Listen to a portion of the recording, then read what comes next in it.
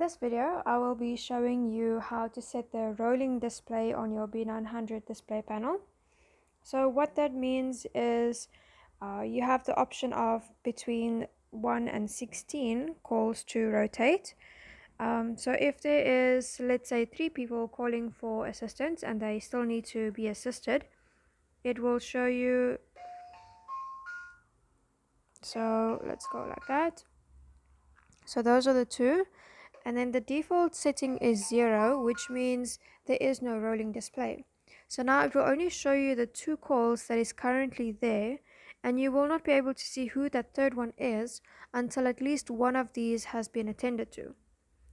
So once I cancel one of them, I can see who that third person was that needs assistance. So that is how you basically, why you would need to change the rolling display. So in order to do that, I will press enter on the remote to switch it on. I'll press function, and then I will go to function number 3. So I just press 3 on the remote, and I change the second one to a 2. So when it's on 3, 2, you press enter, and I will now change this to a, let's make it 3, so that I can see rolling between the 3 calls. You can go up to 16, so it can show you up to 16 people that's still waiting for assistance. So once you're happy, you just press enter.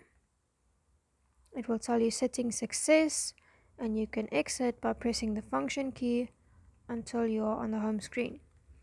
So now if I have 3 people calling for assistance,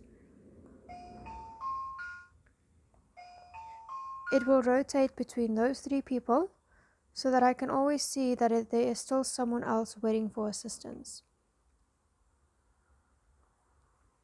And as you cancel them, they will go away.